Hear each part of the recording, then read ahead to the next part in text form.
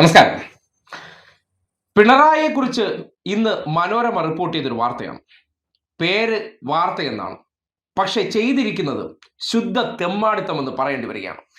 ദേ, മനോരമ പങ്കുവച്ച ഈ ഒരു കാർഡാണ്. നന്ദി പറഞ്ഞു മടക്കം. അതിൽ മുഖ്യമന്ത്രിയുടെ ചിത്രം നോക്കി തല കുമ്പിട്ട് നടന്നു പോകുന്നൊരു മനുഷ്യൻ.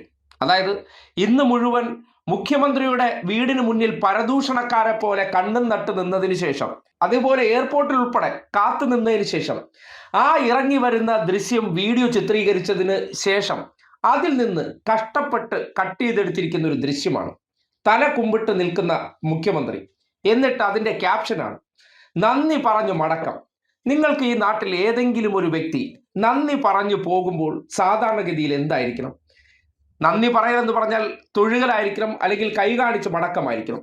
പക്ഷേ ആ ചിത്രത്തിലെ ദൃശ്യം നോക്കി, ഒരാളെ മറ്റുള്ളവരെ കൊണ്ട് അധിക്ഷേപിക്കുക, അല്ലെങ്കിൽ അദ്ദേഹം ചെയ്ത പ്രവർത്തനങ്ങളെല്ലാം മോശമാണെന്ന് വരുത്തി തീർക്കാൻ തല കുനിഞ്ഞ് മടങ്ങുന്ന ഒരു വ്യക്തി എന്ന് തോന്നണം. ഓരോന്നിനുള്ളിലൂടെ ഒളിച്ചു കടത്തുന്ന ഒരു രാഷ്ട്രീയമുണ്ട്. അതുകൊണ്ടല്ലേ ശുദ്ധ തെമ്മാടിത്തരമാണെന്ന് ആദ്യമേ തന്നെ പറഞ്ഞത്. ഇതുപോലെ കഴിഞ്ഞ 10 വർഷത്തിനിടയിൽ, അല്ലെങ്കിൽ പിണറായിയുടെ കരിയറിനിടയിൽ എത്ര ദുരുദ്ദേശ ചിത്രങ്ങൾ. അയാൾ ചിരിക്കാറില്ല, അയാൾ ധാർഷ്ട്യക്കാരനാണ്.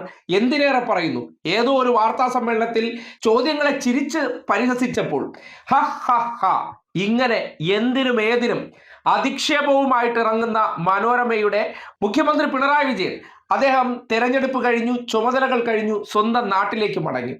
ആ മടങ്ങുന്നതിനെ പോലും സമൂഹത്തിൽ ചില കോൺഗ്രസ്സുകാർക്കെല്ലാം അദ്ദേഹത്തെ അധിക്ഷേപിക്കാനും തെറി വിളിക്കാനും ഒരു സാഹചര്യം ഉണ്ടാക്കുന്ന വാർത്ത കൂടി റിപ്പോർട്ട് ചെയ്തിട്ടുണ്ട്. അതിൽ ചില വരികൾ കൂടി നിങ്ങൾ കേൾക്കേണ്ടതുണ്ട്. പേര് നേരത്തെ പറഞ്ഞതുപോലെ വാർത്ത എന്താണ്? ചിലരുടെ ഉള്ളിലിരിപ്പും ചിലർക്ക് ചില വ്യക്തികളോടുള്ള വിദ്വേഷവും അത് തീർക്കാൻ വേണ്ടി മധുരം പുരട്ടിയ വാക്കുകൾക്കുള്ളിലൂടെ ഒളിച്ചു കടത്തപ്പെടുന്ന വെറുപ്പ് എന്ന് പറയും. ആ വെറുപ്പാണ് ആ വാർത്തയെന്ന് പറയേണ്ടി വരികയാണ്. എല്ലാ വകുപ്പ് മേധാവികളെയും ഓഫീസിലേക്ക് ക്ഷണിച്ച് മുഖ്യമന്ത്രി നന്ദി അറിയിച്ചിരുന്നു. വീണ്ടും കാണാമെന്ന ആത്മവിശ്വാസത്തോടെയാണ് ഉദ്യോഗസ്ഥരുടെ യാത്ര പറഞ്ഞത്. 2021 മുഖ്യമന്ത്രി വോട്ടെണ്ണൽ ദിനം സ്വന്തം നാട്ടിലായിരുന്നു. ആ പതിവ് തുടരാനാണ് ഇത്തവണയും വോട്ടെണ്ണലിന് 2 ദിവസം മുമ്പേ കണ്ണൂരിലേക്ക് പറഞ്ഞത്. വോട്ടെണ്ണലിന് ശേഷം തലസ്ഥാനത്തേക്കുള്ള മടക്കയാത്ര തുടർ ഭരണത്തിലേക്കോ കാവൽ മുഖ്യമന്ത്രിയായോ എന്നതാണ് രാഷ്ട്രീയ കൗതുകം. മനോരമ ന്യൂസ്, തിരുവനന്തപുരം.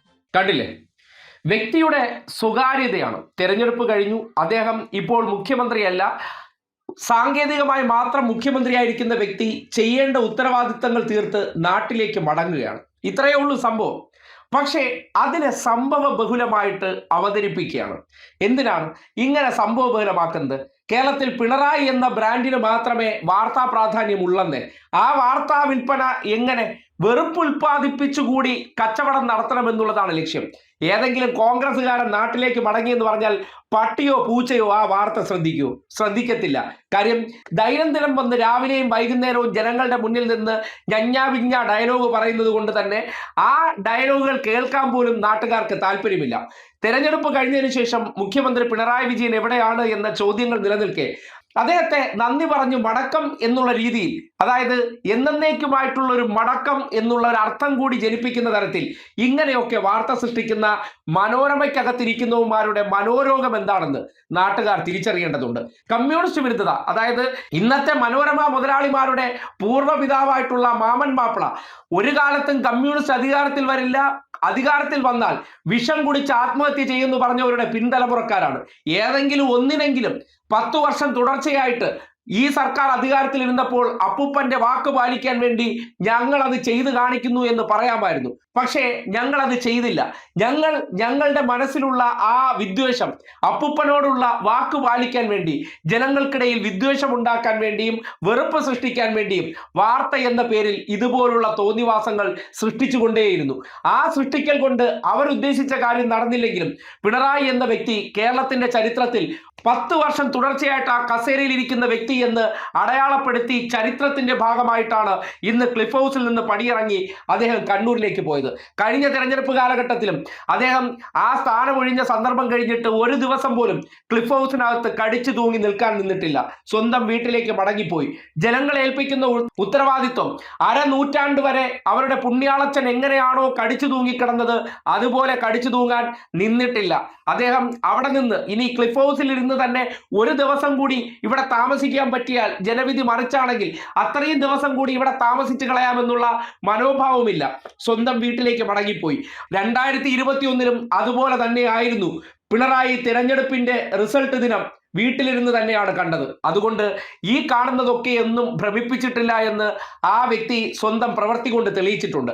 പിന്നെ വ്യക്തിയുടെ ക്വാളിറ്റിയും കഴിവുമൊക്കെ ഞങ്ങളുടെ കയ്യിൽ വാർത്താ മാധ്യമം എന്നൊരു സാധനമുണ്ട് എന്നതിൻ്റെ പേരിൽ ആ മഞ്ഞ മനോരോഗങ്ങൾ ആ സ്വാതന്ത്ര്യം ഉപയോഗപ്പെടുത്തി എങ്ങനെയാണ് ഒരു വ്യക്തി ചിന്തിക്കാത്തതോ പ്രവർത്തിക്കാത്തതോ ആയിട്ടുള്ള കാര്യങ്ങളെയെല്ലാം അത് നെഗറ്റീവായി ചിത്രീകരിച്ച് പുറത്തേക്ക് വെറുപ്പ് ഉൽപ്പാദിപ്പിക്കാൻ വേണ്ടി നിർമ്മിച്ചിറക്കുന്നു എന്നതിന് മനോരമ പോലെ തന്നെ ഉദാഹരണം മറ്റൊന്ന് പറയാനില്ല എന്നുള്ളതാണ് യാഥാർത്ഥ്യം.